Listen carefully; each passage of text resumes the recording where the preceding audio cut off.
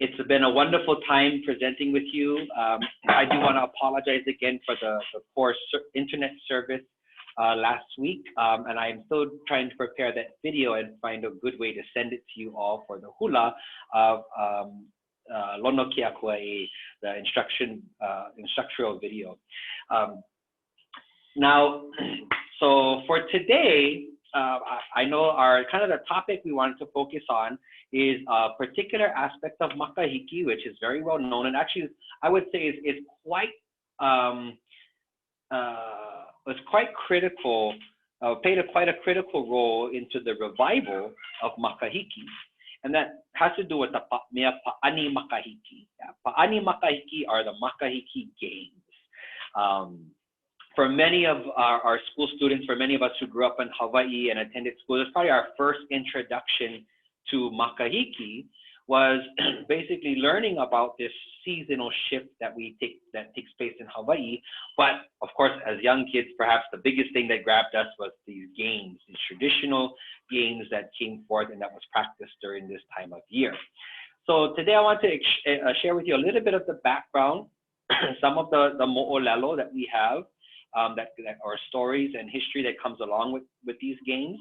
And then today I want to get you guys up, and we're going to be doing some, not quite exercise, but I want you guys to actually participate and learn some of these games today. Unfortunately, I don't have my pakana or my partner with me today to help to do to show it. So I'm going to ask for some volunteers here. And perhaps I'm going to ask for a quick technical question.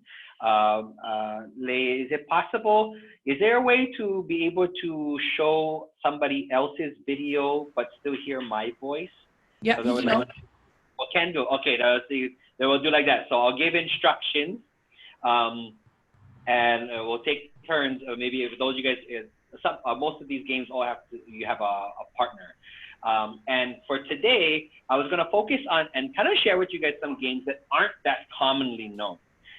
There's a number of games too, and also a lot of these types, there are a number of different games that are more well known, and they have different types of implements that you use, which I don't have any of these types of implements. So I'm going to show you more of the hand-to-hand games. And I'll share you a little bit as well too as how we here in Hawaii and now in the 21st century, how we are reviving this aspect of makahiki beyond even just our learning about it in school and in class, and how it's actually growing to be an intrinsic part of our communities. So yeah, so ayan o ka pa'ani makahiki. So I guess let's start right now. We're going to start in by kaheain, or to kind of call in that energy of lono. And if you guys got to join in our first papa, I shared with you a chant, o wahimai e lono. And so let's open up. I'm going to really open it up with that. Yeah. And remember, we're cracking open. We want to open everything up for it, ready to receive all this energy that has to do with lono. Okay, so follow along, makakau.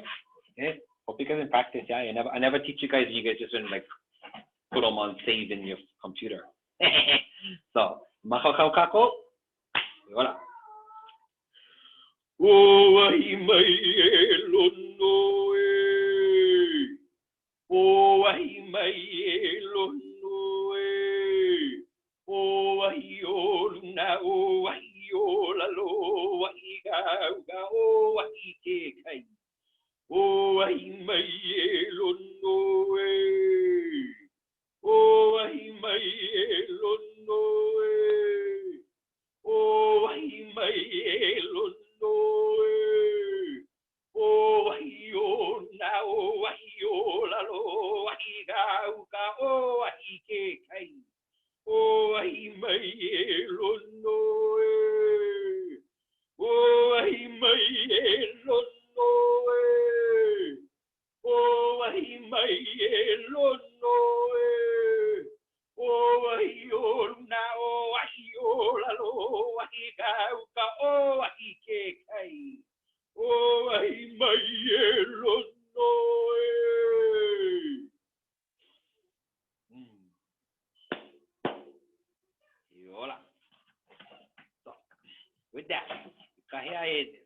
energy, this activating energy of this time of year.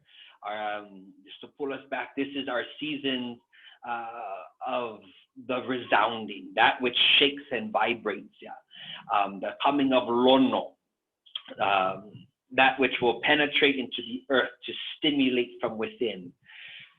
The great au pano pano, au ele ele, the big billowing black clouds that bring us the thunder and the torrential downpours, that comes on the kona winds, the heralding crackling thunders. It is the Ora'i, the season of quakes. It is the season of Kanalu Nui, of the great waves. So much action during this time of year. So now, bringing it back to one of our mo'olelo. So there is a mo'olelo that speaks of Lonoikamakahiki Heali'i, the High Chief Lonoikamakahiki, going back to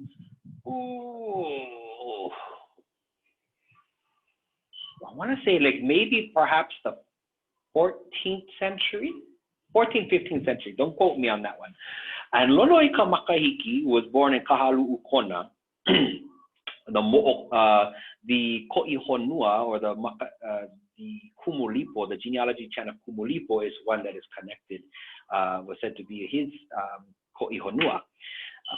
Lonoikamakahiki at this time, this chief Lono, he had a lot of different aspects that go into his story, and we're going to focus on one particular aspect.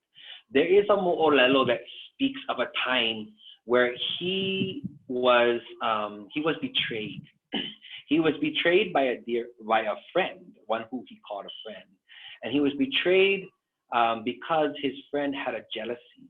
This jealousy of his friend, led him to lie to Lonoikamakahiki about the faithfulness of his wife. And in this, hearing that his wife was unfaithful to him, and he had a jealous fit.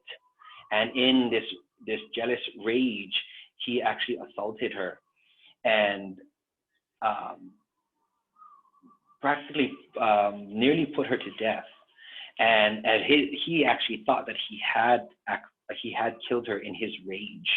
And then the truth was revealed, that it was a lie, that they say even with her dying words, she portrayed her devotion and her honesty to him, and what he thought was her dying words.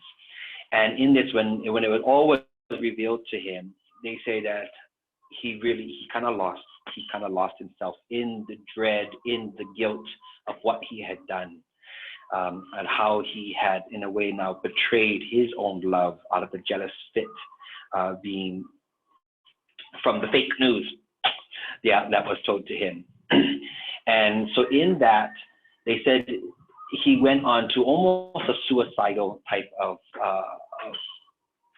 holo, where he went out and he challenged people at all different types of things, and games and wrestling and boxing, and just in some way he wanted to be beaten. He wanted to be beaten down, and even some would say he wanted to die. But Lonoikamakahiki was so fit in so much of these games, and he was so tactful and well trained, that he actually excelled and could not find an equal as he traversed around the island, challenging people at village after village. He was able to beat everybody in all these games. And so he really could not find this release that he was seeking for. Until eventually it kind of drove him mad, and he sailed off and got himself lost on the island of Kauai. And he had a loyal friend that went with him and cared for him during this time of craziness. But some say that from that huaka'i, where he went and he challenged all the way around the island, that from that actually became the circuit of tournaments. Yeah, this, the word went of this chief that could not be beat, and so young warriors and chiefs would gather to try and continue to one up each other, to challenge each other to who could actually excel in these games. in these challenges. So I'm not going to go into the full depth of that mo'olelo because that's the whole ka'au. But in one mo'olelo, that speaks to, again, the circuit of tournaments. So ikawakahiko, in the days of old, if you remember from our earlier class, there were a couple of things that were not allowed during the makahiki season. Yes, as we talked about a lot of societal changes that took place. So there was a particular aspect that, or one political aspect that shifted during this time. Sorry, I'm seeing in my camera that my tooth over here is acting up and they're driving me nuts. That in politics, yeah, right now, a lot of mea ku was put to rest, yeah, things that reside under ku, the god ku ended, yeah, or was ceased during this time of year. So a lot of political shifts and political actions ceased. And one particular aspect, no war, yeah, there was no war, or anything in that manner allowed during the makahiki season. So if your function was a warrior, what you gonna do during this time of year? Yeah, so how could the warriors continue to maintain their physique, to keep their sharpen their skills? Many people also attribute these games to being the way that warriors could keep and hone their skills during this season. But it opened up broadly to much of the community. As Mike Kumu shared, that makahiki was really a time to expo excellence, yeah? To expo and to kulia ikanu'u, to strive for one's bestest and the excellence, and to ho'ike that. Remember, I've kind of shared over the past couple of papa of that time of giving thanks. But how did we give thanks besides the prayers that literally say mahalo ena, to giving thanks that way, but to expo that, to show, you had to ho'ike and present, yeah, the best, your gratitude in what you have developed, how you have grown during the rest of the year. So part of that, in the expoing of that, was not just, the arts and the crafts and all that, but even the physique of the people. To be able to ho'ike and present,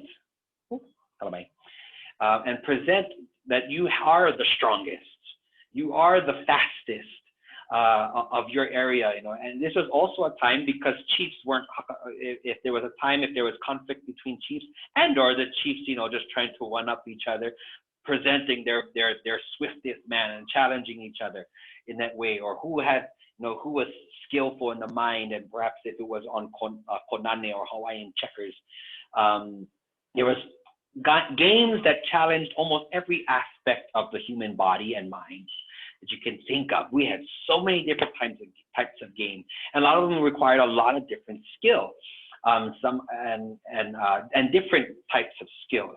Some of it was just sheer bravery, like who's actually got the guts to do it, and or even testing power of the mind or strength of the mind to overcome pain or to be able to strategize. So games that challenge and explode on the excellence of every individual, or everybody could step up and ho'ike and present their own individual strengths. So in that, it really is, even the games, so these tournaments, some is associated that this is part of the ho'ike or the presentation with the procession of chiefs. So there's a particular ceremony that would take place annually with the makahiki. I kind of mentioned it last week, and it had to do with the procession of the high chief. For Hawai'i Island in particular, it is said that our ali'i would gather at the southwest point of the island at the bay of Kealakekua.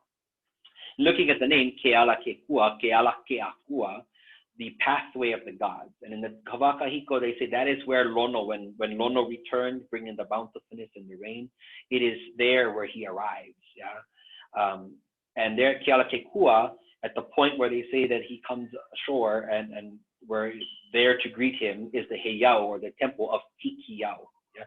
Hikiau, the return of the current, and Au, Some would say, I've heard people translate it different ways. Hikiao, um, the arrival of this time, the arriving of this light, the arriving of this dawn, the arriving of this cloud, hikiao.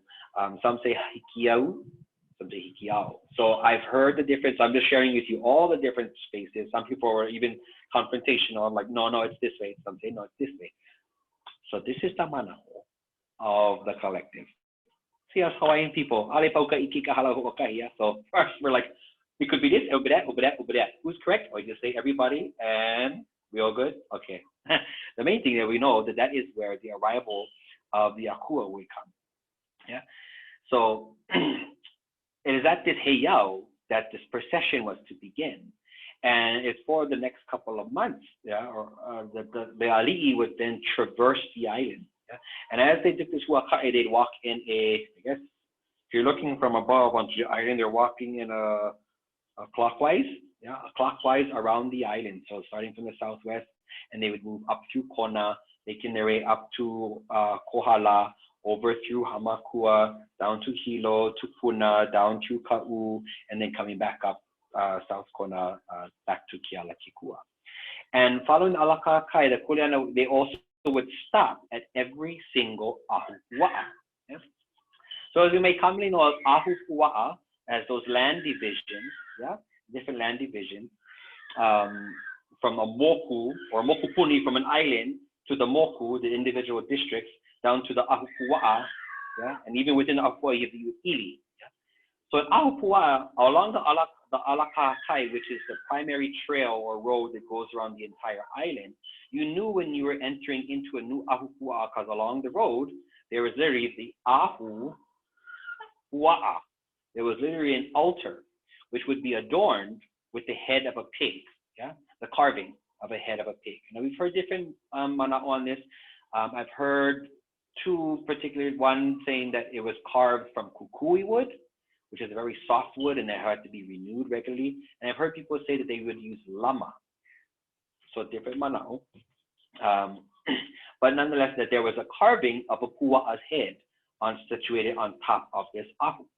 And this ahu, as well as being the boundary marker that showed, that you are entering into new space, this is the ahu, or the altar, where the people of that ahu pua'a would arrive and to greet this procession of chiefs. So as the ali'i would arrive, yeah, some would refer to this as the taxation. Yeah, this is now also tax season. Oh, not exactly the part that we would like, huh? But in this, mana'o is that, these are your ali'i. These are the chiefs that have presided over the land. They defended you, they protected you, they provided for you, should have made sure. They make sure that our communities are intact. And so this is a time where now everybody at the ahupua'a would bring the bestest of their best. This is that presentation, that ho'ike, to present the excellence. Have they been productive throughout the year? Yeah? And all of this, as it was ho'ike, was actually gifted to the ali'i. And the ali'i would receive. So if you're mahiai, you bring the best of your crop. You want a ho'ike that you got the biggest, bestest ulu or the biggest kalo. If whatever your trait was, whatever your occupation, that's how you would ho'ike. So this might be also marked. This procession would actually carry the lono banners, yeah, the akua loa and the akua poko, which is if you see the flyer for this. For these events, you see that image of the banner of Lono, which is kind of the T-cross, that has the large white kapa banners that hang down and would be decorated with different types of foliage and manu and birds. And those birds that hang, I've heard different mana'o as well. Some refer that they were actually the blue-footed booby bird. Others say that it was the moli or the albatross. But these two birds that hung on the side. And then the top of this crossbow is the aloha lono, or the face of Lono at the top. So this akua loa, the long one, and then there was akua poko in the back of the procession. These two banners would both lead and end the procession of the chiefs. Yeah, and as this procession went around the island, that was the arrival there. But prior to this, of course, right now, like actually we're coming into the season right now, so people are beginning their kuapola ceremonies, which was predominantly a puliana of the ali'i and the kahuna in the days of old. But today, to perpetuate that, we have a lot of our ohana who are practitioners of this, who are conducting those kuapola ceremonies, which has to do with the feeding of the past, of the time, the seasons that gave us everything, and transitioning us. Yeah, kind of even the wahi'a kaniu, the cracking of the coconut onto the altars to wash and begin the new. Yeah. It's all about that puka and breaking into the next section, So with this, all the heiaus have shifted. Yeah, any ku heiaus, the ku ki'is are dropped. The kapaula, or the red kappas of lono of ku, would be released, and the white kappas or the white leppas would be flying on the heiaus. And so it's a full transition, and that within each area, the main heiau kind of signify that for the community. Of course, everyone's trained in knowing the moons and the stars, marking this pivotal shift in time. So this procession now, as they arrive, again, all this is presented. And this is also said to be when most of these great tournaments took place. And the afua, the villages, would host these big tournaments. Now, it's not quite laid out exactly. We're not exactly sure how it went. I'm not sure if it was every single afua, but that there are certain points where you had kahua makahiki. And these kahua makahiki are traditional great, how would you say, fields. That was where the makahiki tournaments took place. Now, I'm guessing, and as we're trying to still uncover these things, that there were particular places where all these ahupua would, they would send their bestest, and ali'i would send their bestest, and they would gather. So it wasn't necessarily every single ahupua, but when the chiefs arrived at the kahua makahiki, that is where all the villages, all the ahupua, everyone would gather together, traversing through each other's places to come to these big tournaments. One, for instance, that is a wonderful thing I know down in Na'alehu, in Ka'u, right below Na'alehu town, there is a big area that has been laying under pasture for a long time, but only recently it has come up and it has been discovered. And thankfully, it was discovered that this was the kahua makahiki for that area. This was the field where the tournaments took place. And the community actually brought that back up, and they were able to stop. They were planning to put a sewer treatment plant sitting right there. And the community actually got that stopped. And part of it, I think this is a beckoning of our time right now, is it's not just about stopping things for the sake of preserving, because we are still in our reawakening. So now it's people, our communities are coming back to not just to stop and protect something that there was, but reactivate these things. And I know there's a community effort being led in Ka'u to actually help to reopen this kahua makahiki. And their goal eventually is to be able to host these tournaments once again. I know in Hamakua, there's recently been an area that they're guessing it was a kahua makahiki. So different mokus had their different fields. So this was also a time when the ali'i arrived this area for now to also, we see the bountiful and the meahana in that which was made and that which was grown, or that which was caught or fished or raised. But now let's check you out. Yeah, I want to see the bountifulness and the health of your community, of your people. Yeah, we want to see, are the people being, is the body physique strong, or is the will, is the strength of the people? So everyone would present now their fastest runners. So this is the tournament. The games themselves was a way for the community to expose their bestest athletes, intelligence, and on all different manners such as this. So for me, what's been really beautiful is highlighting that aspect.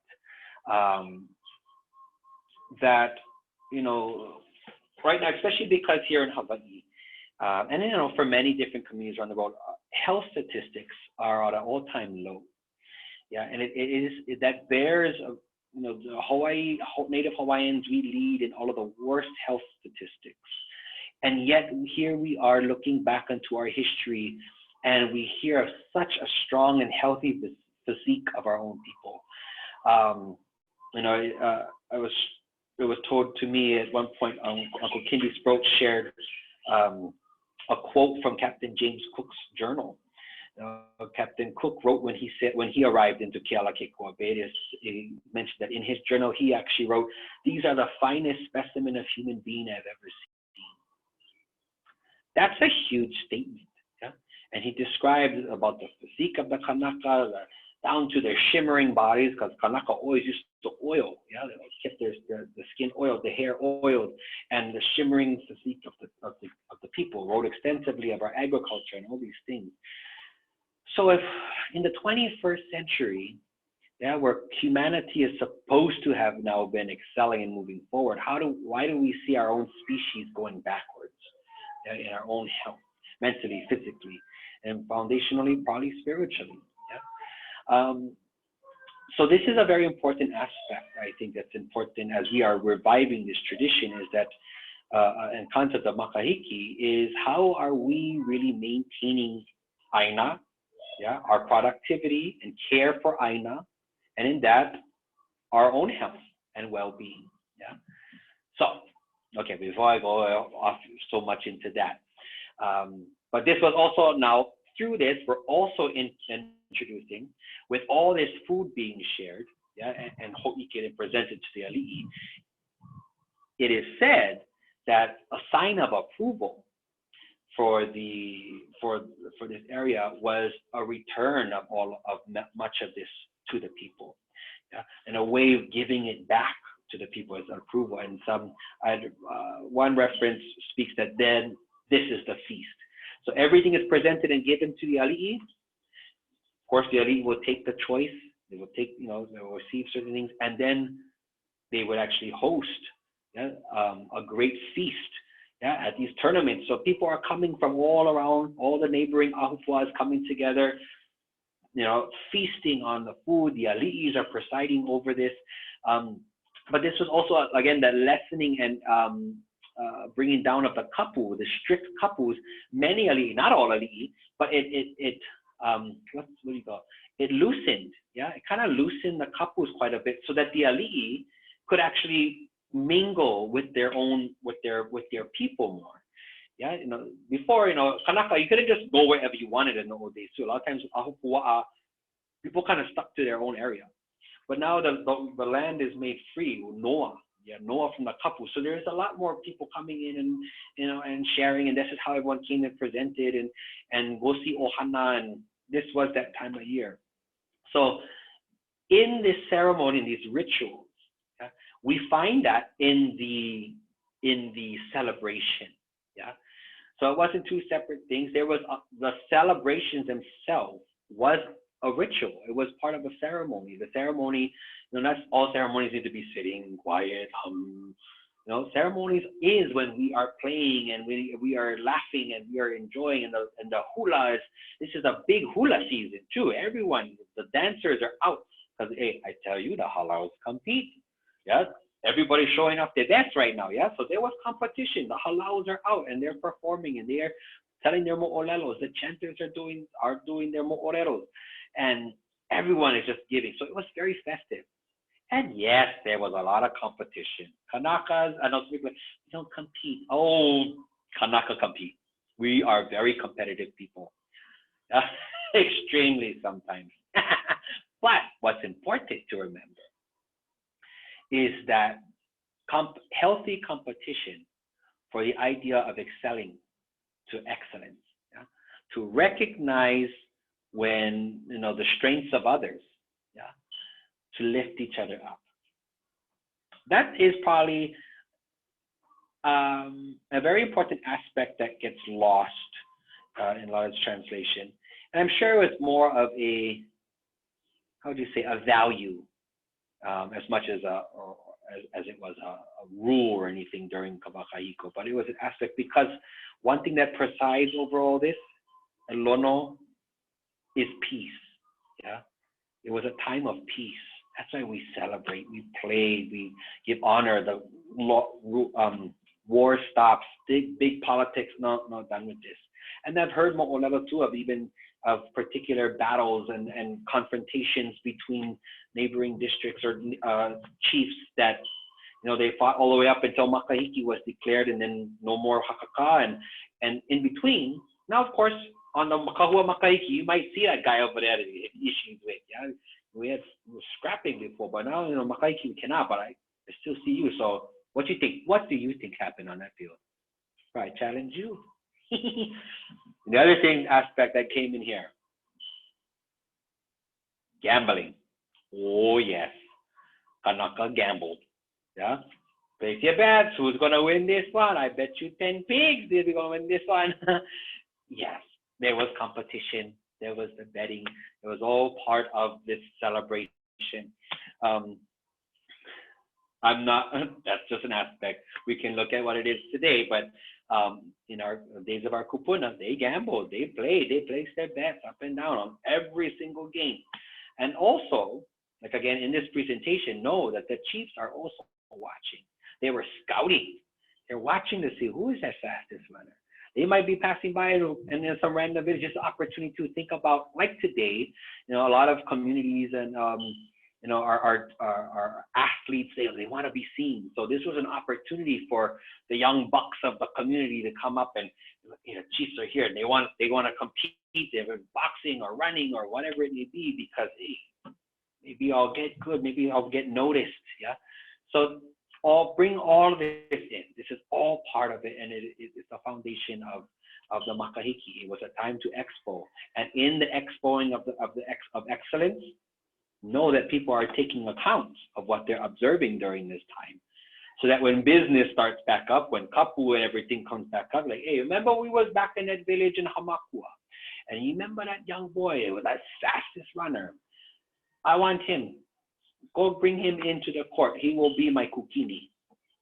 Hey, you remember that halau that we saw in Kau? I like them. I thought they were really good. Yeah, they will be the halau for my court. Yeah.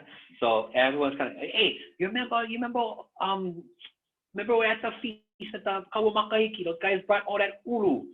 Oh, bro, I had so much ulu. We're gonna go talk story. Maybe we could trade with them. Yeah. I've also heard during this time, it was not a time for commerce. Yeah. It was not a time for trade. It was a time for just sharing and giving. Yeah. Sharing more like. Again, now you take note. Oh, they had good ulu over there. So that when Makahiki Pau, and we're getting back into the Hana, I'm going to remember, okay, they had good ulu. And you know what? I get them in Opelu, so maybe now back at commerce time, we're going to start working on a trade with that Agua. Everyone comes together. Yeah? Okay, now I'm going on and on and on. I know you're like, oh, let's play a game. Okay, so in that, just trying to dress up and give you the image of that. Like, oh, you know what? I'm going to give you one more image. So now, what did the Kahua Makahiki look like? What did the field and tournament look like? There is some illustrations from early ship logs that do depict Makahiki fields. I can't remember. There's that one book. Oh, I can't remember the title, but the whole front of it is a big picture of a Kahua Makahiki. You see men boxing, and you see everybody standing in the background, and you can see the Lonoikamakahiki banner. And I remember reading what is the name of that book? It's been years, but I was reading this. There's one book that's a compilement of all these early ship logs. And I think it was from Vancouver. It wasn't from him, but it was somebody on one of Vancouver ships. And he was writing the description of what this field of Makahiki. And he describes thousands of natives and all coming in and this bustle and excitement of children running and playing and seeing them climbing up the coconut trees to try and get a good view of the boxing match.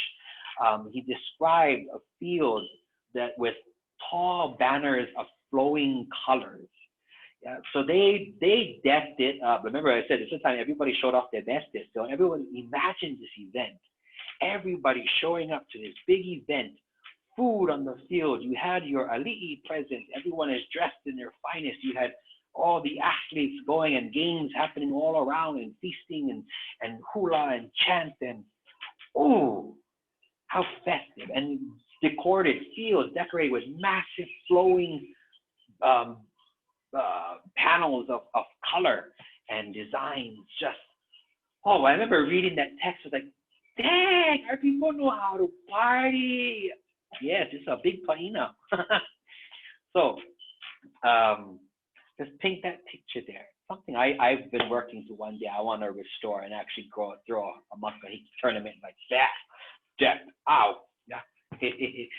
So here we go, Kako. So that is a little bit more just kind of helping to paint the picture of the games as well as the games as we play them. A place where they inserted into the makahiki time and season, but also what they did socially, in society. They affected all these things, from the ali'i to the maka'ainana. It gives everybody a chance to come together, healthy competition. It sets the field for socialization amongst different groups. You had even sometimes warring chiefs coming in. I started to say it.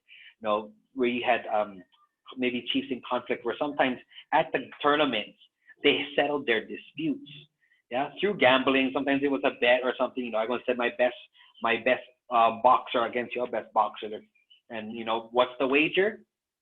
Instead of going back to war when everything is done after this, we'll do it on this game. We'll wager it right now. Your guy win, okay, you win. And then whatever terms from there. It's been told. So, all right. So that's hopefully painted that picture of the kahua makahiki and the playing field and the resounding and the presentation of these games. So before we get into getting up and getting some physical action going on, is there any need now or questions on that or thoughts? Take a moment. How you guys? Oh my God. Okay. Whew. So, you ready? Okay. So again, I'm gonna share. Was there a particular? Oh, sorry, I just saw that question pop up. But I'm on my phone, so where's the chat? Oh, there they are. Okay. Were there any particular Mer'ai for this time? I have not. Oops. Did I do that right? I haven't heard of any particulars that are like designated. Well, you know what? Take that back. One food that kind of became more available at this time and was now being consumed a little bit more on the wide was pork. Pua'a. Remember this. In Hawaiian tradition, Hawaiian diet did not consist very much at all of pork. We were not heavy pork eaters. Pua'a was reserved for only ceremonial practices and or special occasions. And makahiki season is kind of part of that time. It was a time that the pua'a was laid out now, and part of the big luau and that feasting. It is also the imbibing of kino laualono. During this time of year, and those of us who are over here, we kind of know the pua'a start going off. They everywhere right now. It's like mating season around here. So get plenty pua'a available. So during this time of year, this was one of the few times where pua'a would be eaten more. Because of ceremony, there is feast. This is a celebration. Again, not in super heavy quantities, but pua'a was there. Other than that,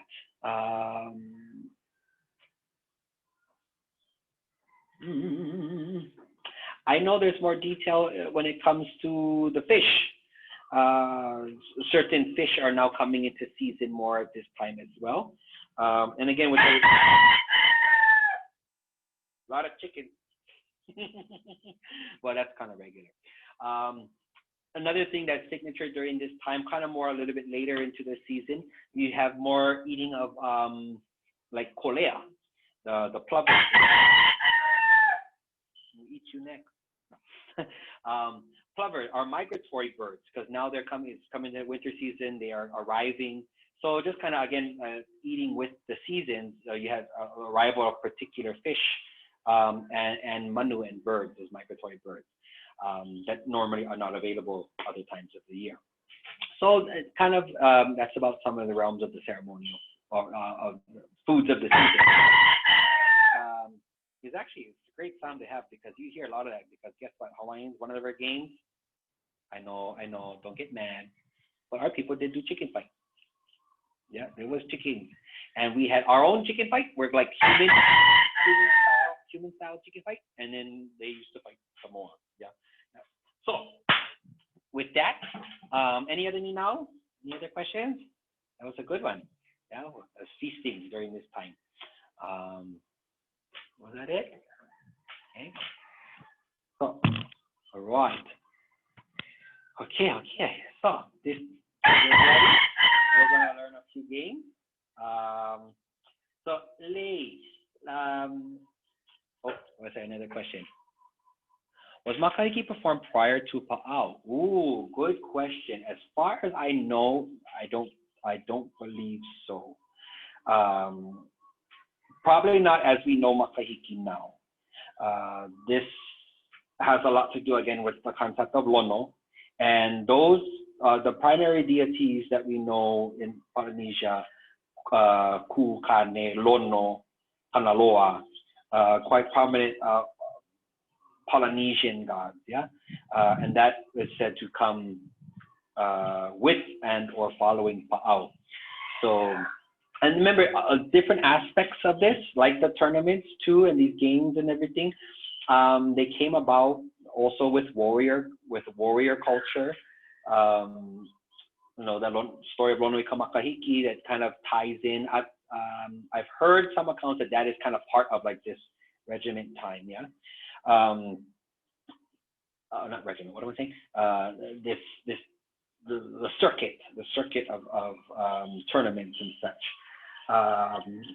So pre-contact, there may have definitely been a concept of makahiki. But probably not in this way, and the kuleana of ali'i and such, because remember, pre-Pa'au, we didn't have the ali'i system, we didn't have the kapu system, there was no warrior culture, wasn't really in Hawaii prior to Pa'au. The whole political shift with the heiaus, none of that existed prior to Pa'au, yeah? So most likely, but the concept of understanding the arrival and the shifting of seasons and the arrival of the Maka, or the Pleiades. Again, there's not much documentation that we have to go on pre-Pa'au.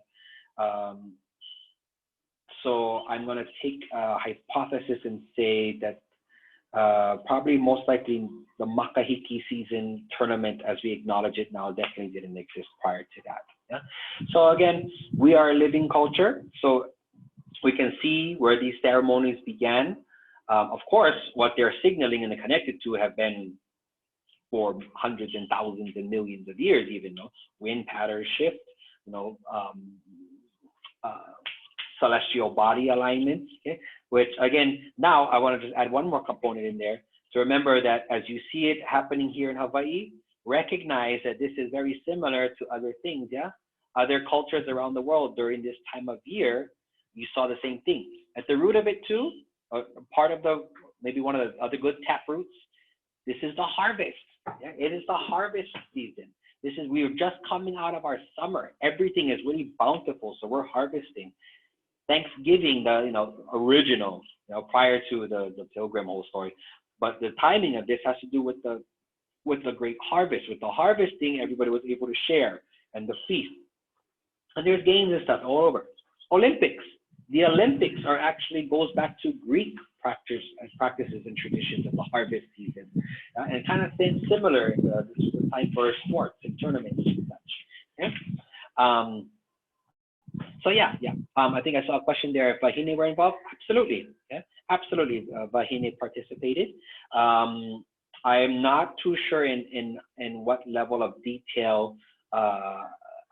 What I have been told and I've learned is that there were particular games that the Wahine didn't involve themselves with because they were kind of brutal And like Hawaiian warfare, yes, we had warrior women, but it was something that they didn't quite use the slashing or the cutting types of weapons, those weapons that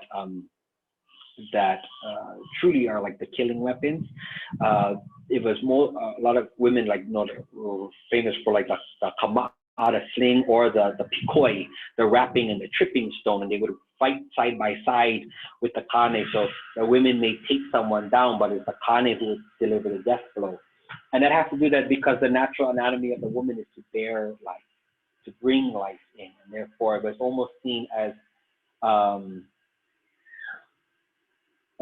tainting a woman for them to have to take life. Yeah? So to preserve that mana of the wahine, yeah, not to taint their mana with killing. Yeah. So because I will share that there were some sports that were, you could die. Yeah, even their makahiki time, there are some sports that were pretty gnarly, and it is known people would die during the games, whether it be because of jumping off a cliff and they didn't land right or stuff like that, to kind of violent games like Hawaiian boxing was pretty brutal, and there are stories of people who were killed in these games. So some of those kind of games, I know that the wahine didn't quite engage with those. And there's some of that manao. But of course, you had Ali'i Wahine who still came in.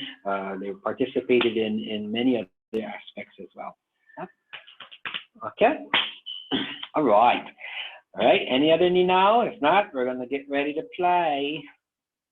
That was about our introduction. The end of the last half hour with Pa'ina. Yeah. We good? My Kai? You know. Okay. All right. So I'm going to start off with, see if we can squeeze in about 4 or 5 games today. Okay. So volunteer. Now you got to have 2 people. Yeah. Volunteers. Yeah. I don't know how it's going to work tech wisely, but if you want to, how can we do this? I can I can spotlight their video. And okay. Yeah, so funny. There's 2 people with their cameras on that have 2 people in each of the camera. Oh, yep, you're on. Everybody's going to pick me. I'm going to hide my screen. Oh. Okay. Yeah. We have volunteers. I can see you. Why, who's hide? May and Kahoku are trying for hide. Okay, it's going to be a fun game. Okay, and I'm just going to go with maybe a little bit more the easier games and then get a little bit more elaborate. Okay, so now if you're not highlighted or anything, but you have a friend or somebody you can play with, try them out. It'll be fun. Okay, so this first game is called Pa'ilima. Okay, Pa'ilima. Yeah, literally mean what? Hand slap. Yeah. So Pa'ilima is fun. There's different ways you can kind of play it and stuff too. And of course, you go different places to get different rules. But I'm going to share how I learned. So principle thing. Okay. Oh, you're making it then. Okay. So here we go. You ready, girls? Who's going? You guys going to go do this? You guys go get this one. Okay. All right. So first thing, okay, your feet. Let me see my feet. Your feet need to be popped together, side by side, sealed up. Okay, heels together, big toes together. Okay, and that foot is not allowed to separate. If your toes just separate a little, you're out. If your heels separate a little, you're out. Okay, but you do have the opportunity to rock. Yeah, so if your feet kind of go up, heels and toes going up and down like this, that's okay. Okay, but you cannot like travel and your toes cannot open. Okay. And really, the big thing, I'm going to give you guys a hint. All the action is going to be happening on top, but the whole game is really at the feet. Yeah. So normally you have a uau. So that's a word for everybody. Uau, and uau is like your referee or your judge, and the uau is watching those feet. Now we're kind of watching everything, but that's the big part right there. Okay. So you have your feet together. Now you and the 2 of you guys, you can face each other. Alo ahe alo, face each other. Okay. And you're going to be 1 lima apart, only 1 hand space apart. Okay. Don't reach like this. You're going to be kind of close. So 1 hand space apart. No, only 1 hand, not the 2 hands. Only 1 person's hand. Yeah. Like that. Okay? So, and now you're going to bring your hands up right here. Okay? And good thing is to, I'm giving you my tips already. Keep your knees loose, okay? And the object of the game is to get your opponent, of course, is to get the other person to lose their balance and or shift their feet. But to do that, you can only slap each other's hands, okay? So we normally begin hand to hand, and we go 1, 2, 3, game on, okay? So, and now here's the big one. So it's pa'i, yeah, not pahu. So your hands aren't going to be together and pushing. It's only like quick hits like that, back and forth, okay? And normally it's a 2-hand hit, so it's not single hand. It's 2-hand action, okay? Oh, there we go. Cameras are moving. There we go. There you go. Yeah. And so when we begin, you're gonna begin with 1, 2, 3, and then game is on, and the object, yeah, go, paka, paka. And you're gonna try to get that. Whoa! Oh, easy there, Tiger. Okay. So ready? One more time. Ready? Go. 1, 2, 3. Game on. Ooh, ooh, ooh, vicious, vicious.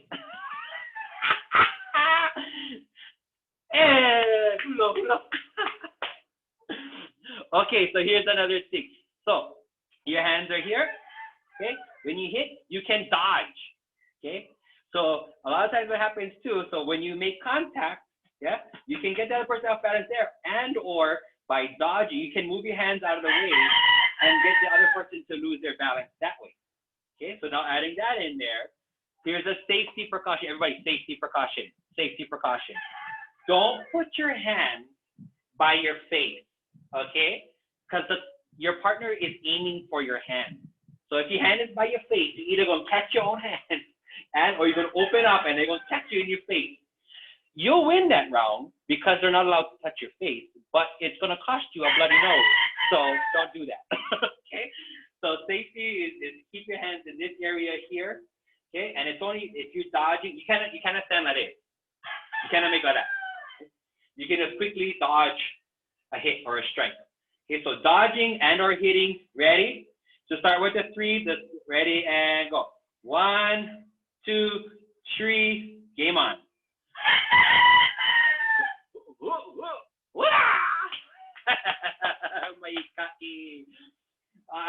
Okay, so that is pa'i lima. Now me and my friends, you know, it's really fun to do too. We would actually, and other ways we've done this too, is sometimes we don't play necessarily with just the feet, and because again, if your feet open and stuff, that's also how you can lose. But sometimes we'll get a pohaku or stone, and we both standing on our stones, and the object is to get the other person to fall off their stone. When we play it like that, you can be one-legged in action, but you got to get back to the. If you put your foot off the ground, you lose. Sometimes we play this in the river. You know, we're standing on a rock in the river, push out a person off. Yeah? But it really is about the balance. You know, using your knees. That's the key thing. Aiha'a. That balance with the aiha'a. Also having strength in that hand for the strike, but also try this. Okay. Mema, hold your hands up to kahoku. Now I want you to relax. Just relax your arms. Okay. Kahoku. I want you to give her a strong pa'i. Pa'i those hands. Go. Yeah. You see the relax. Pew. Pew. So different. I'm giving you all my tactics already too. Yeah. So you can be set, but if your hands are relaxed and they hit hard, boom, you're just gonna flow off. Yeah. But if you keep your arms, okay. Now, Mema, make your hands real strong, real tight, real tight. Now, Kahoku, give her a hit. Yeah, watch out. So you see where if you made, so it really is feeding your body. That's an interesting thing about these games. They really make you conscious of our body, yeah? So if you're holding yourself solid, it's like wall to wall. You gotta just take the hit. If you relax, how you can let it just flow off, yeah? And then you start to see the skilled players.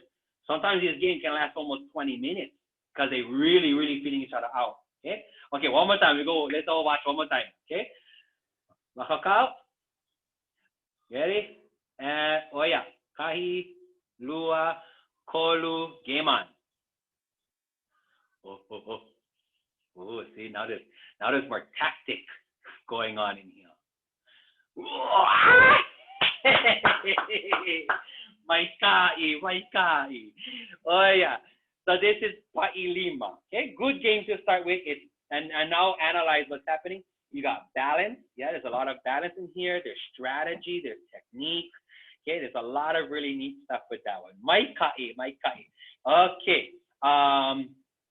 I see Nicholas, and is that Nicholas and Kaliko. Nicholas and Kaliko. Okay. Your turn. I look, the teacher puts me on the spot. Yep. Let's see. We go watch one more. We go watch one more game. Okay. Try go. Give them go try. Okay. So remember, from the bottom, you can put your feet together. Yeah, we probably won't be able to see all of you. That's okay. So your feet are together. You're about one arm's length apart. Yeah. Okay. Feet are tight. Heels are tight. Toes are together.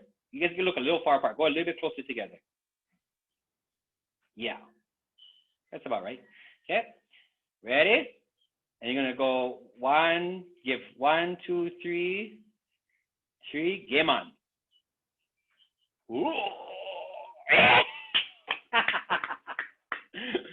My God, you never take out one table over there. Okay. Oh yeah. Okay, so one more time, one more round. We play best out of 3. Yeah. Ready? Go a little bit closer. You get a little far apart. A little bit closer. There you go. Ready? Oh yeah. Kahi, lua, kolu. Go.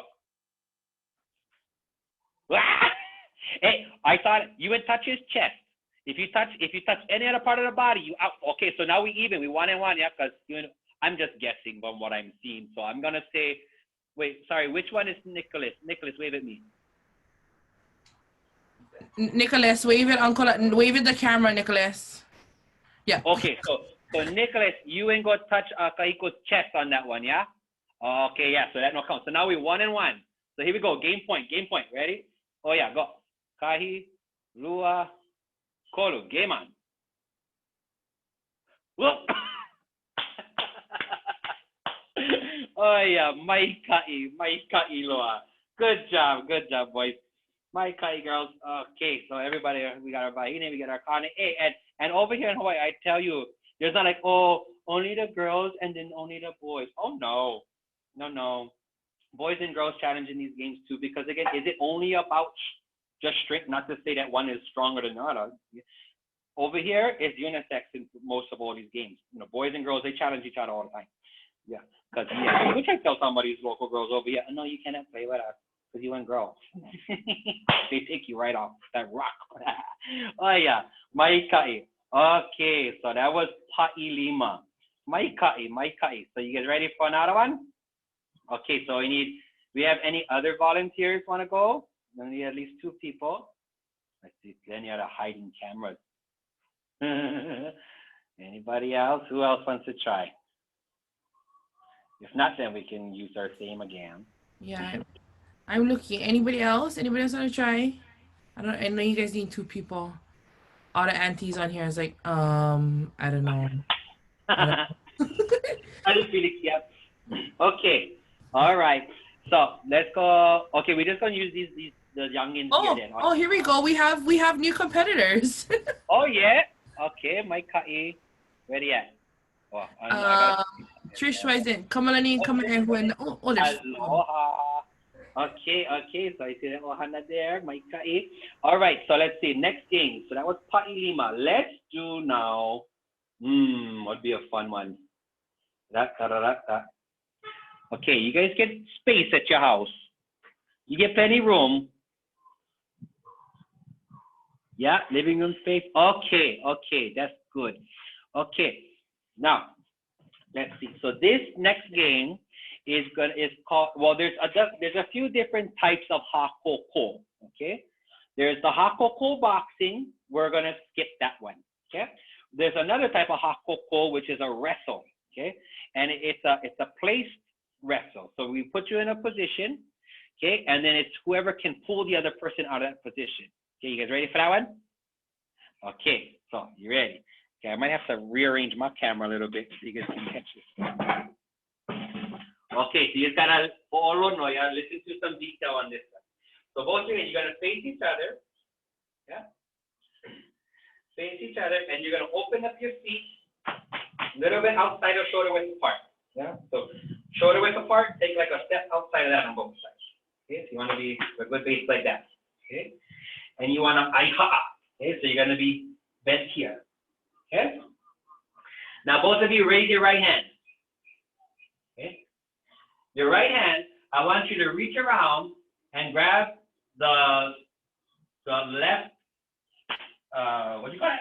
Calf of your partner. You're gonna grab their left calf like this. Okay? So reach down and grab their left calf. Okay? Yes, you gotta be close and tight. And then so with your right hand is on their left calf. Okay, then I want you to take your am I mirroring this correctly? Your left hand, and you put your left hand on their right shoulder. Okay, so you got their calf and you got their shoulder. Okay, so it's good to be down, nice and low.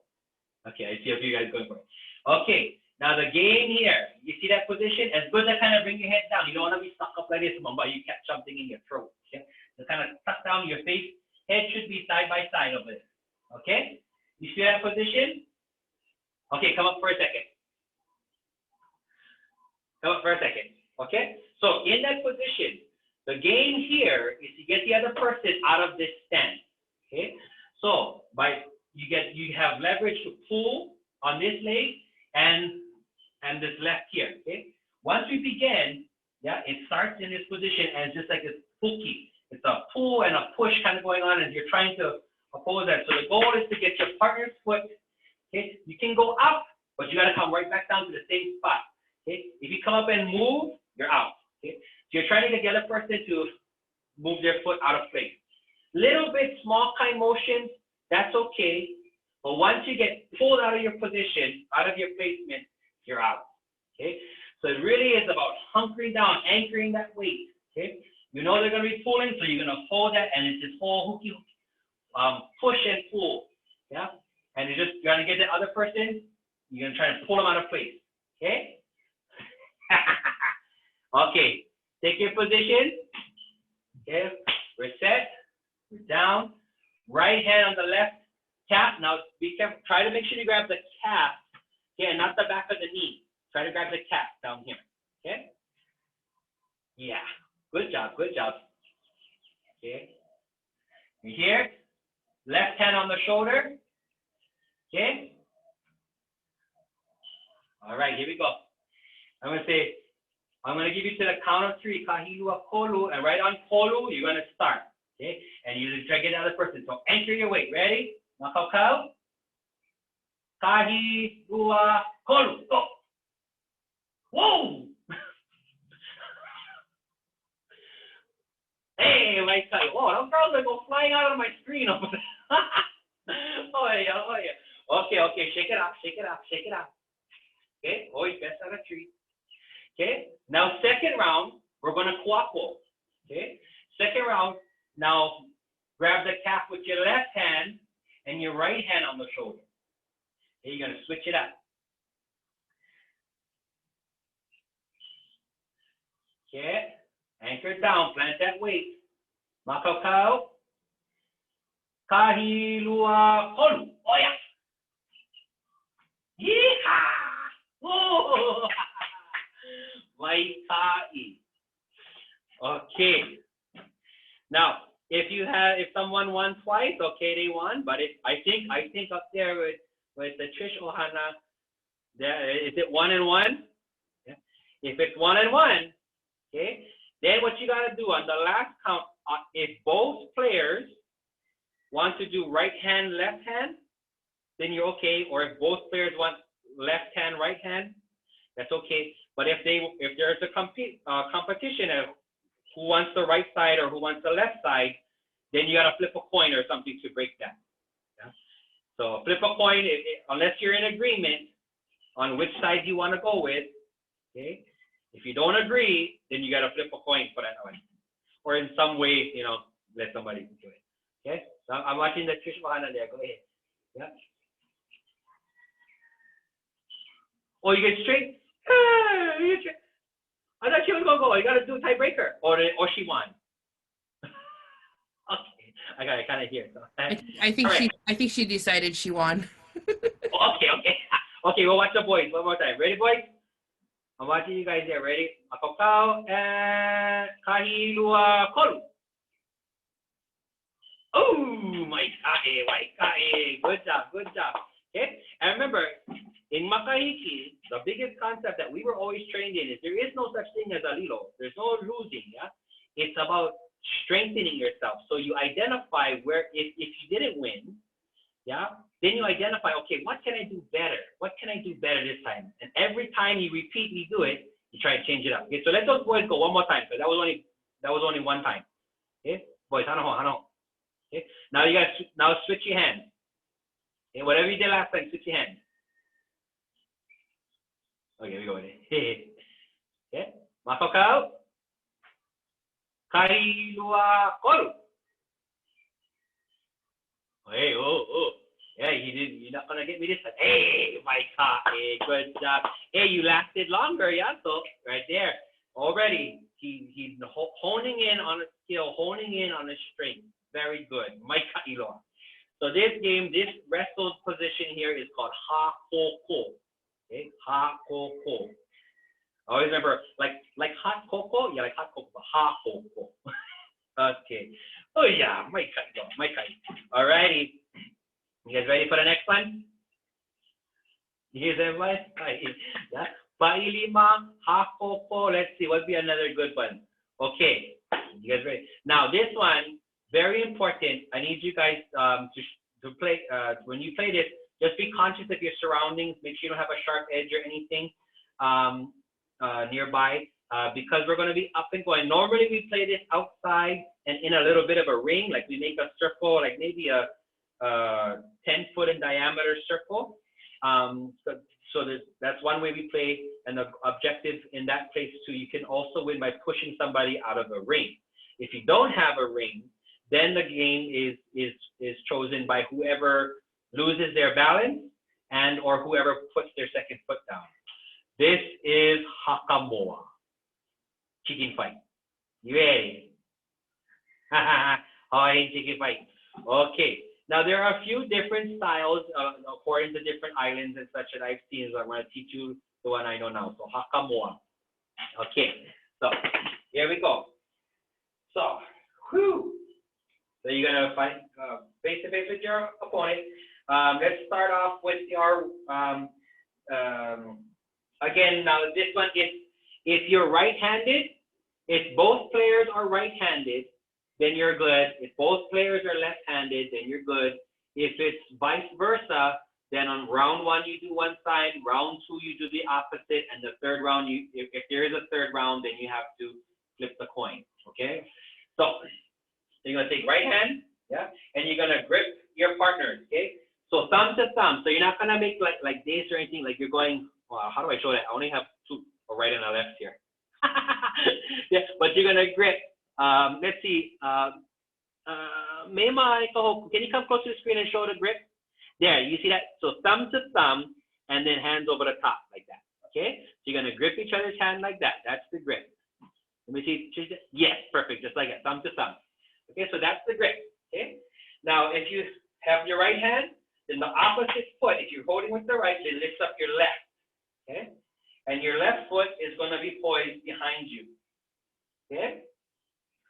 Now, one rule for this style is we say no spurs. Okay. Your knee needs to stay behind. You cannot bring your knee over here. Knee needs to stay back here. Okay. Now, the objective is to get the other person to let go of their foot, okay, or to put their foot down, or to lose balance. So again, I'm putting out this caution right now. Watch your surroundings. I know we're learning inside right now, so just be conscious of that. Don't nobody but the head of the coffee table or something. Okay? So we're locked here. Okay? And it is a game where you're gonna be moving. Okay? Hop it back. You're trying to push and pull. Yeah. As well as the arm. Sometimes you can also lean in and use your shoulder to push somebody and get the other person to lose their balance. Okay. If you have a little, if you have enough space, maybe like I see, maybe you have the carpet. Maybe if someone steps off the carpet, that's another way you can set it. But most time we make a circle. Okay. We're doing our best what we can with Zoom, but okay. So watch your surroundings. Okay, right here. Now, if you let go of your foot, okay, you have 2 seconds to grab it again. Okay? If you let go and it touches the ground, you're out. Okay? You can only let go of your foot once. Okay? If you let go, catch it again, let go, you're out. Okay? You only have one chance to let go of your foot one time. Okay? And at all times, they hesitate back. Okay? No kneeing each other. You can use your body, you can use your chest. Okay? That's okay. All right? I think that's all the safety precaution. Watch each other's faces now with it. Yeah? No go in someone's face. Be careful. All right? You makakaw? This is fun. I've never taught this over the computer before, so be careful. Makakaw. Here we go. I'm going to now call it how old school we say oya. And oya is like 3. Ready? Oya.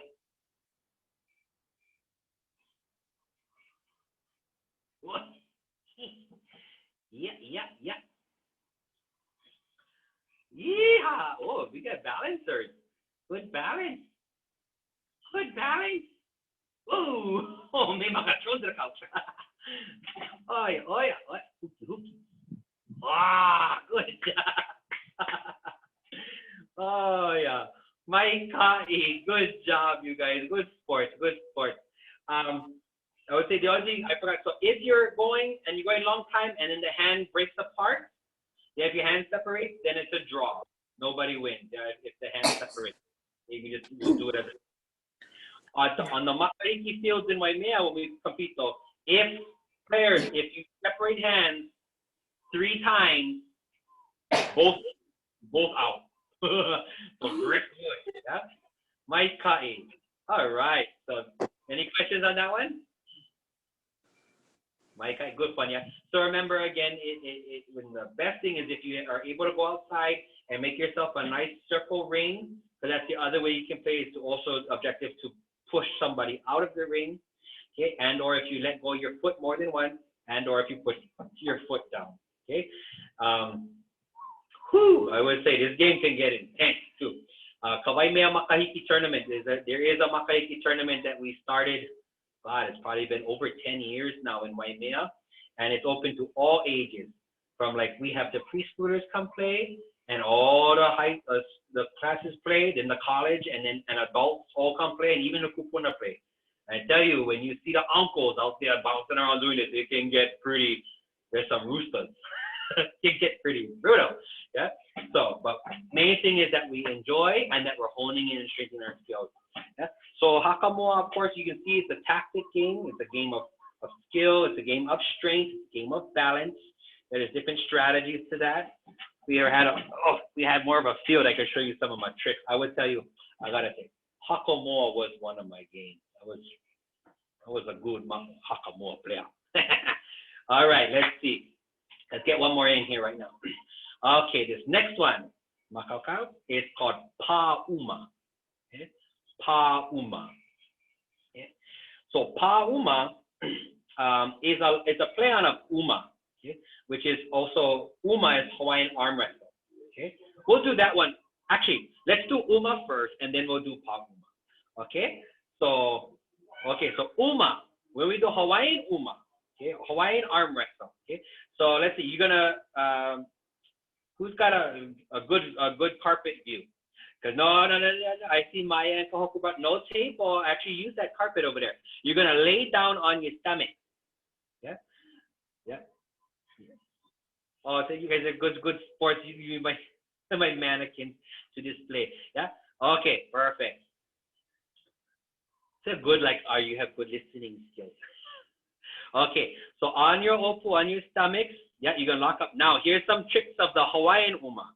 Your other hand needs to go on your back. Yeah. Yeah. So, and same thing here too. If you have 2 right-handers, you're good. If you have 2 left-handers, you're good. If you have a right and a left-hand player, first one, right hand or left hand, then you have to alternate the second. If there is a third round, flip a coin. Okay? So it's going to be on your back. And now you want to see something really tricky? Scoot close so that your elbows are actually straight up and down like this. Cannot be one behind the other, but that they're right here. So you're not making a triangle. It has to be more almost straight up and down. Okay? But again, side by side, not crossing. Okay? They have to be side by side steps. Okay? And that's going to be key. What that does, it takes away a lot of leverage. It really is just that one muscle. Okay? Okay. Now another aspect here, Hawaiian Uma, this wrist cannot twist. There's some people that they start going, they twist like that. No twisting. It needs to stay straight from the elbow to here. So this wrist cannot be twisting like that. It has to stay straight. Okay. So the objective, that's why, is to get your hand to go straight down, and or the opponent's hand. Oh, how do I do that? To drop straight flat. So even when you get to the ground, you kind of make like that. You kind of curl your wrist up. It has to stay straight. Okay. That's why you have to stay here, because if they're lined up like this, then you kind of go. Okay. Also, when you're going, your elbows cannot leave the ground. If your elbow comes up off the ground, out. Okay. Keep your elbows on the ground. Other hand on your back. Okay. Some people I've seen them, they grab their foot or whatever. And I don't know. It's something about Hawaiian boys. A lot of them, when they grab their shorts. I don't know. They grab their shorts and they pull in their shorts for some reason. I don't know. But the other hand is nothing back. Okay. Let's see. What is the other aspect? Another thing too. You have to keep your chest down, close to the ground. You kind of be up and using your body. Yeah. It really isolates that it's only this arm. Yeah. You cannot use your body. You cannot use any of that. So it's just straight up and down alongside each other. Okay. Straight down, straight up. No wrist action. Don't lift up your elbow. I know Hawaiian Uma get plenty rules because we're isolating just this arm is all you got. Okay, you ready? Makau. Oh yeah.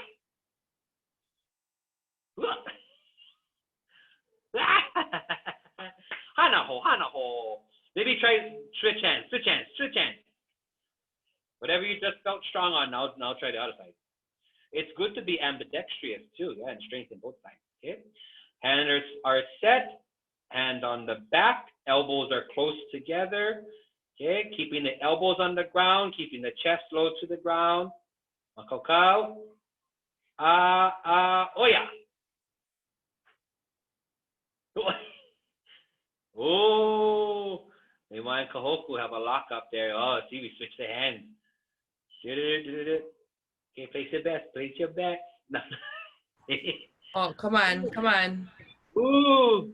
Oh. Maikai. Good job. Was that a one-on-one? Oh, she's like, no, I want another round. Maikai, you guys. That's okay. You just go do more push-ups and you're like, I get you next time.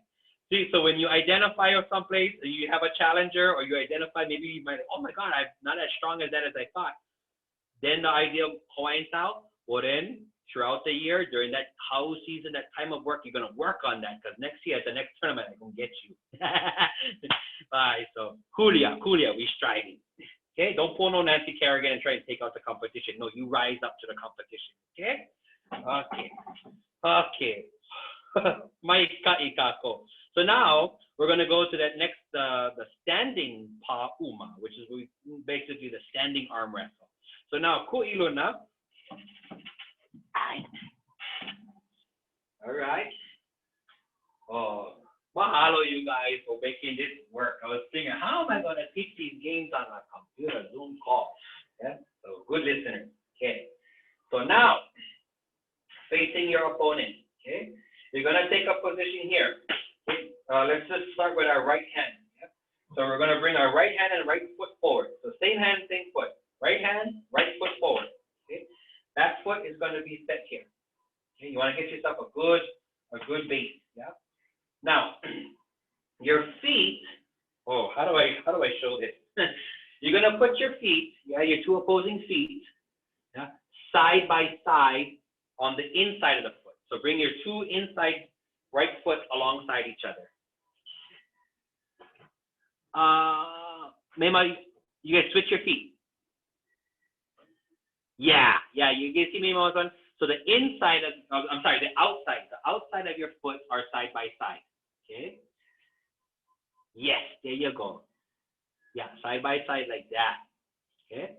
On the outside, and you're positioned here. Okay.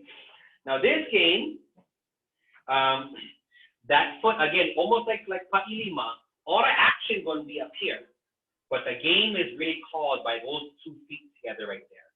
When we play, the key thing is that foot in this game cannot move. Okay. So you really, one thing we do a lot of ankle stretching with this because you want to have a lot of flexibility with this foot, okay, without it falling out of place. Your back foot, it can move, okay. You can use this and brace yourself all over the place, but that foot cannot move, okay. Little bit even too. If that foot just, if that foot even just goes like, you're out. Yeah, if your heel comes out of place, you're out. Gotta stay put on this one. Your toes cannot come up, your heels cannot come up. Okay, gotta be firm. Okay. So again, all the action is gonna be up here, but the game is all watching that foot. Okay. So good position again. Now your other hand, okay, you can't use your other hand. Besides for leverage, I like to use it for like a for balance or couple with pull, but you cannot touch the other person with this hand. If any time you touch them, out, you out. Okay? You cannot touch the ground or anything with this other hand. Okay? It's basically just for leverage. Okay? Again, you can use this foot, okay, and basically trying to pull each other. You can push with your shoulder. The goal is to get the other person to move that foot. Okay, so that's where all the game is. Okay? I thought it's a very interesting thing, Hawaiian games. You get all the big picture action, everyone watching that, but really the game is a small little thing that you don't really watch. Okay? So it's gonna be hard for me to call it, so it's gonna be your honesty. So if you move your foot or something, we makokao. We try one round. Ready? Hang on, boys. Reset yourself. Set yourself up. Here we go. Makokao. Oya. Yeah.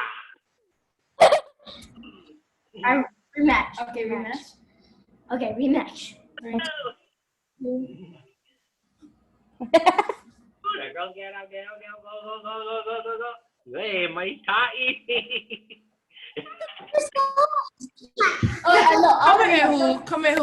Come here, who? Alright, so I was rematch. Now again, if you want on one side, try switch, go opposite, go left and left. Okay, foot on the outside. Okay, and go ahead, you count them. Oya. You identify your strengths, identify your weaknesses that you're gonna work on. Oh yeah, good job. Oh, these girls get balanced. They must be full of dancers. Maikai. Oh yeah. Oh, wow, Maikai girls. Oh, look, Tisa when come take her on. Good job. Take them to the ground. Down. Yes, the boys get them. Hee-ha. Firm that foot. Push, pull. Use your back leg too. I'm watching Nicholas get him now. You can use that back foot. Step far out. Okay? I like to step this back. Pull them off that base.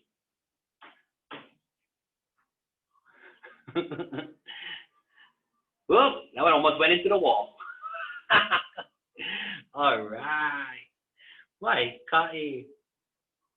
We'll give them. Oh, they're back at it. All right, I got my Neymar and them are still going. Oh, ow. Yee. Oh, wow, look at that stretch. She's still up. Yeah, go. Whoa, this is where every girl finds their inner tita. Oh yeah. Oh. Oh, good job, Mike Iloa. Nicholas, can you go one more time? Oh Good job. All right.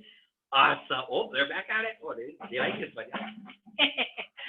All right. Okay. Ooh, now everyone's like, oh, no. I like all around. No, I'll do it again. Oh, Maikai Loa, Maikai. The big thing, yeah? So, how you guys feel? Put in your chat right now. How you feel, our players right now? How are you feeling? Oh, Maikai? Excellent. Good job. You know what the best part of Makahiki, what I'm looking at? I'm seeing smiles. Okay? We're seeing that smile. We feel that joy. Okay? And you'd be surprised. And I would say, when I remember watching the first time I went, when we just started our Hawai'i community Makahiki, one of the most beautifulest things I saw was, it was different from going to a regular game or regular sporting event, even though it was full competition. That whole field, all you heard was laughter and smiles. And I tell you, even when like the adults were playing and people were getting slammed on the ground, we never saw anybody throw a hussy fit or, get all pissed off because they lost or because they got hit. And people like, full on, I've seen like bloody noses, all kinds of stuff. But there's always malama each other, take care of each other. And I've never once seen a competition where anybody got all nuha. You are stepping onto the playing field. You know that there's risk to the games, and that's why we all abide by the rules as best that we can. But I will say, just especially the example of watching, I will say teenagers and adults. Because that's actually the age group that gets the most attitude. Teenagers and adults. Adults especially, they're not going to handle. Yeah? They always think about, they get all flustered. So it's beautiful that at the Makahiki, because it's probably, I will almost call it a couple, that to maintain a pono attitude, that's part of, again, in this tournament, there's a ritual, there's a ceremony happening. Okay? This whole tournament is presided over. You look to the side and you get the Lonomakua, the Akua Loa looking at you. Yeah, the gods are presiding over this. Your ali'i, your kupuna, your ohana are all there. And it holds us accountable to what we're really doing. We're trying to lift the energy of our community. Yeah? We're trying to instill joy and happiness and celebration. Yeah? And it's really, really a beautiful thing. And I can only attest, if you guys go onto YouTube later afterwards and put Hawai'i Makahiki, I think there's a lot of videos on there too, and you'll see some really, really great tournaments. And I can just speak to being there, just the joy. Yeah? And we start, Hawai'i Makahiki starts at 7 o'clock in the morning. And you have hundreds of people, all different schools come out from pre-K to 12th grade. You got adults coming, kupuna coming, and in some years, pour rain all day. They still play all day. Okay? So beautiful thing to see how we can be competitive. We can still, do, but we maintain. Sometimes it means putting a god above your head to remind you to be in a good mindset.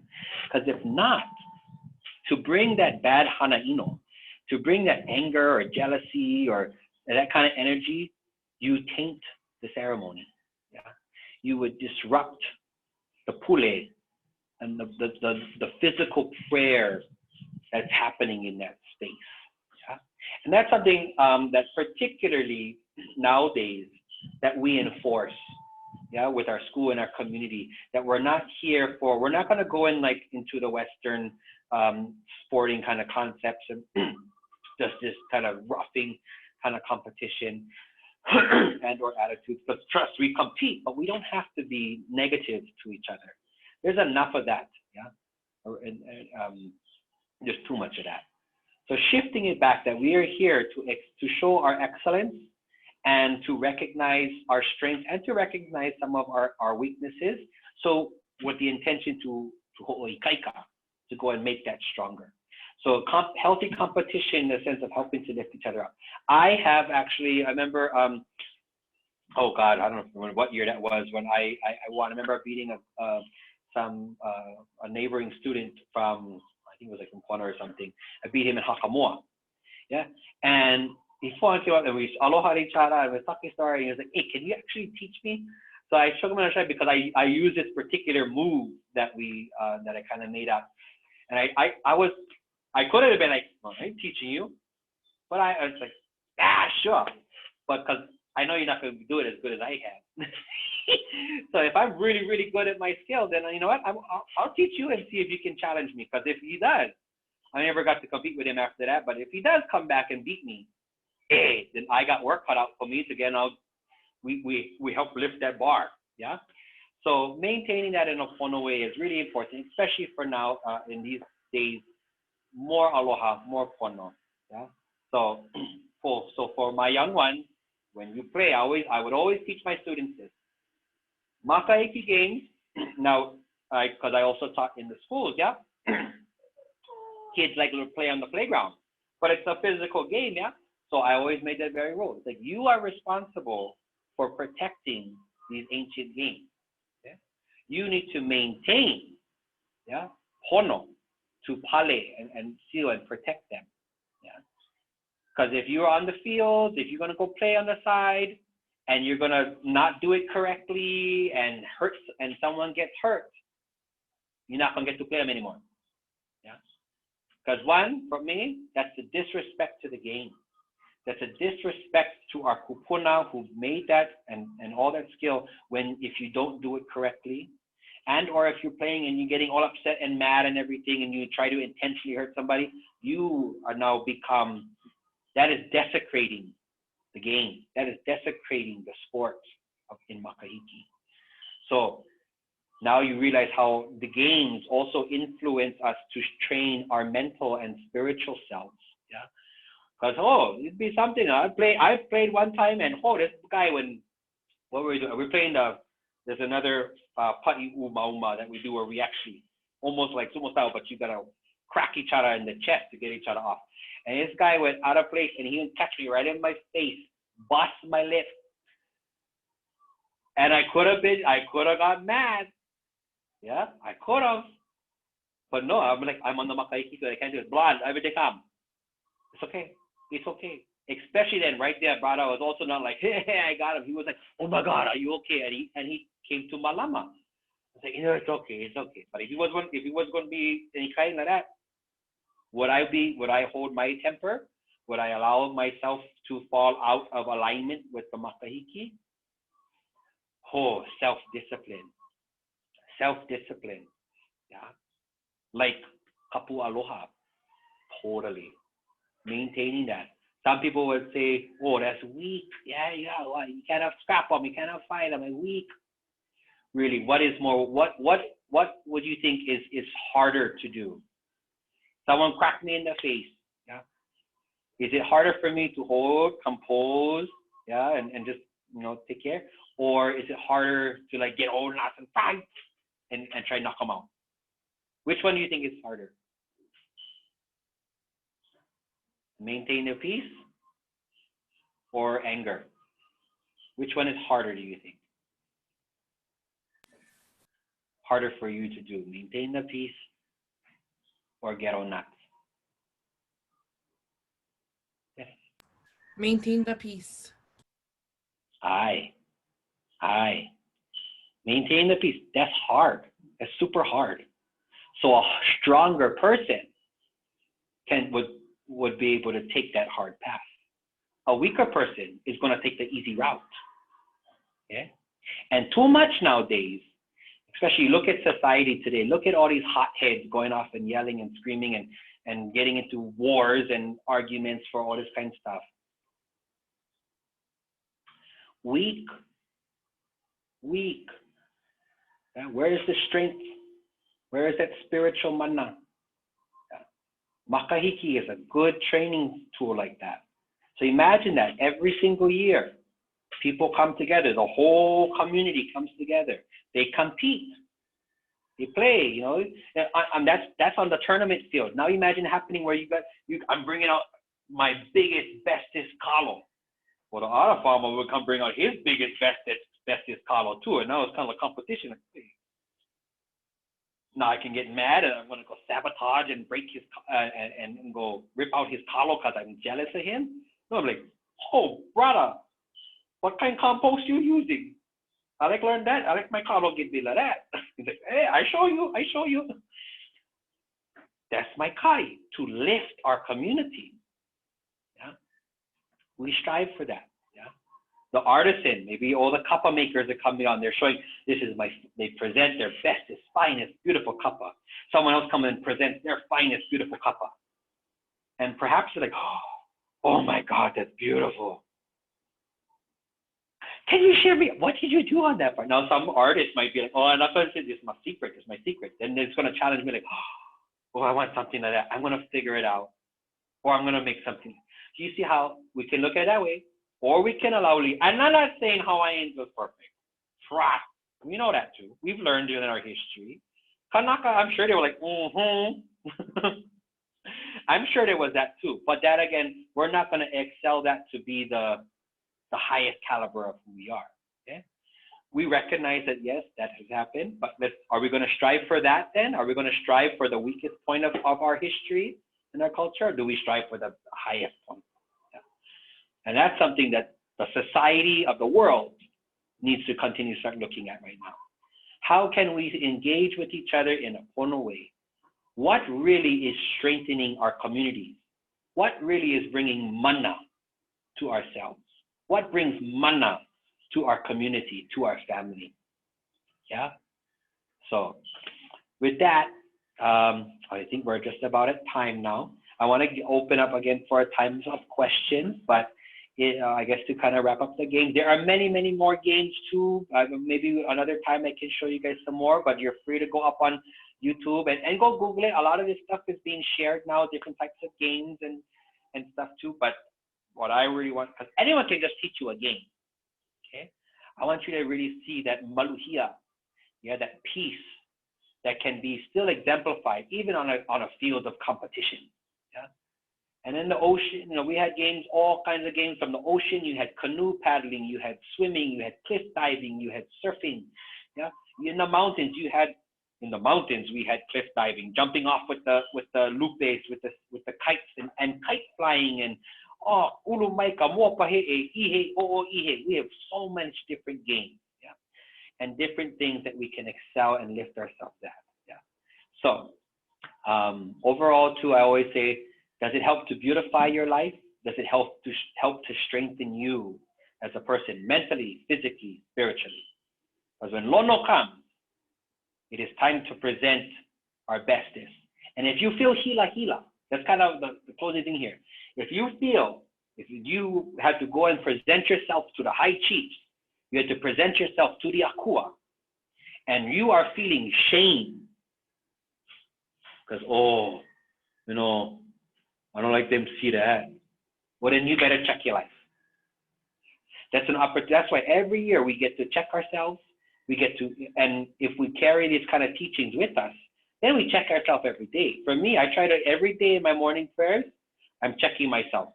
I recognize what I did the day before. I recognize the good things that I want to keep going. I recognize my mistakes and my slip-ups.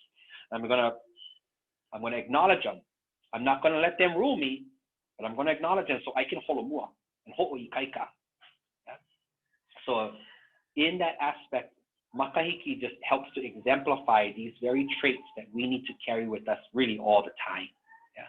But it is a time for us to rise to our zenith, rise to our highest, expo, display, share, and strive for our best in every aspect of our life. And hone in on your particular strength, your particular skill, and master it. And take it to a new level. Yeah? Hit the highest level, and then try to kulia and strive up more. Yeah? So, Eano ka manauya o ka pa'ani makahiki kulia kako. Oh yeah, mai kai. Oh, mahalo. I realized we never take break. Yeah, oh, sorry. Mai hopopo. Mahalo nui ya oi. Mahalo nui ya oto. All right. Well, I want to mahalo everybody for being here. Again, mahalo ya lanikila no ko manao, ko ike, ko aloha no mako ma'ani ima ole kona, me wakine kona. To all of you folks who came today, mahalo to our volunteers who volunteered today. Volunteered, same smell. Mahalo nui loa. So we're at our fun part of our evening, especially because Lanakila once again shared so much Ike with us. So we have some ninaos, and we have some fun giveaways. One we have from Kahana Ibi, this beautiful eke, and reusable dishwasher safe, the reusable straws, spoons, everything you can hold in your eke, so we can be more environmental friendly. Yeah, we don't have to use our plastic forks and knives. So we have this prize from, you guys cannot answer by me, you need to go answer by the chat. Yeah. Okay, so that's one, there's one prize here. And then we also have kumu cards again. Yep, to Olelo. And our big prize, our last prize tonight, because we are doing makahiki games or games just to promote makahale. We have a beautiful konane board from Akau boards. Yeah, this one is made with one tree and koa. Another tree that I cannot say the name. Formosa koa. Oh, thank you. See, mahalo. Learning every day. It's a 6x6 konani board. This is gonna be a big prize. Okay, it's gonna be a big one at the end. So we have all our prizes. So we ready? Okay. Our first email, and mahalo Auntie Chris. Auntie Chris put an email out there for us, and if we was paying attention, we will know. Okay, for this beautiful eke and the kumu cards. Yeah, with our reusable straws and forks and spoons and everything. The question is, where on the big island did our ali'i arrive to do the procession around the island? Ooh. I gotta go to the bottom. Who said it first? Makani and Becca. You gotta turn your camera on so we can see you. Mai kai. Yep, Kalakikwa. Oh yeah. And Makani and Becca, I will throw in. Look, I get all this out of.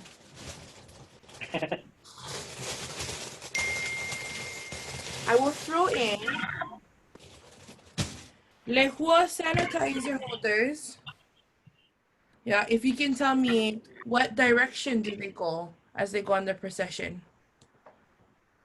Makani and Becca now. Okay. Mai kai. You get to have two hand sanitizers because there's two of you. Mai kai.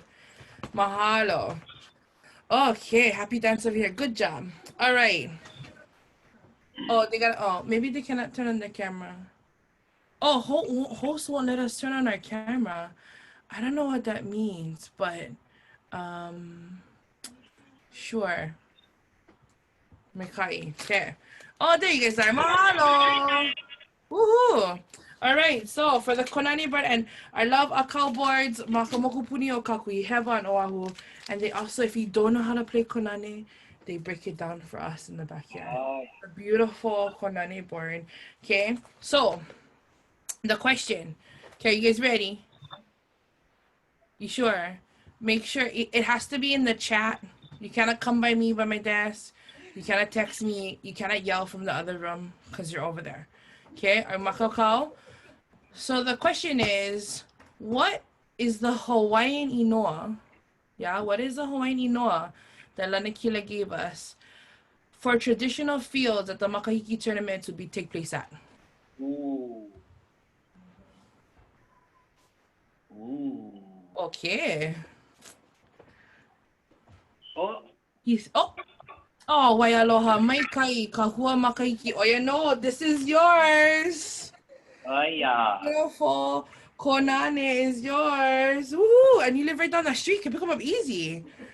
Oh, my kai. Mahalo. I cannot even type fast too. Oh, awesome. I'm going to try and lehua sanitizer for you, buddy. All right. Mahalo nui loa, yo ko. You know, and again, make sure when we come into this, learn. Yeah. Don't just, and then apply. Yeah. we gotta use it. You gotta hold mama. Yeah, there's that whole pa'a, but you gotta hold mama before you can hold pa'a. So make sure you're using it. All right. So before we go to that, I'm actually gonna invite Shane with the membership committee. He's gonna share some information about membership, and then we're gonna have Aaron Hedani come in right after him. Go ahead, Shane.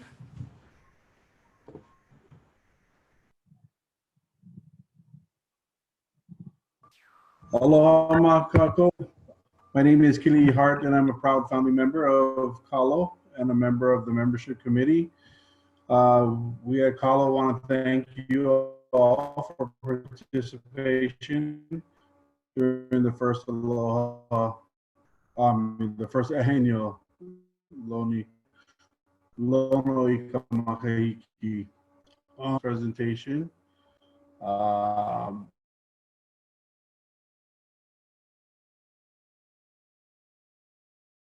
www.kalohcc.org.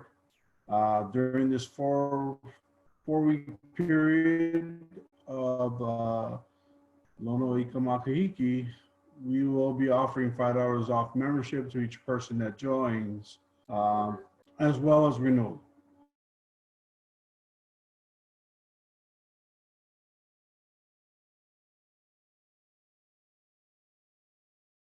Shane, Kalamai, I think you're freezing up.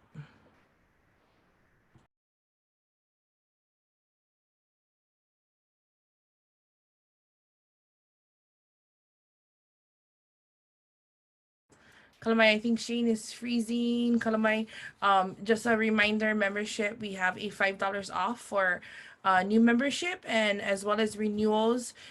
You know, you have our email. We have membership.chair@kalohcc.org for more information, or please visit our website, www.kalohcc.org. So with that, I'm going to hand it over to Aaron to close us out.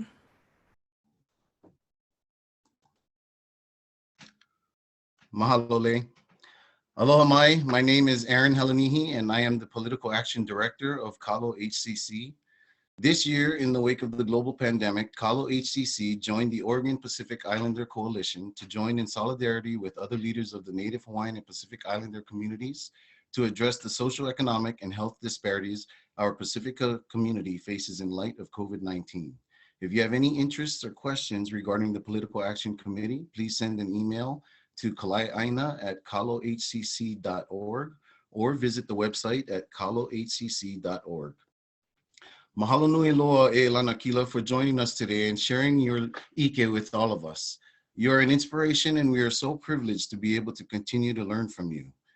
As many of you know, Lonoikakila's work is extremely vai-vai. We also know that we are all navigating through a very unique time. If you are able to, please consider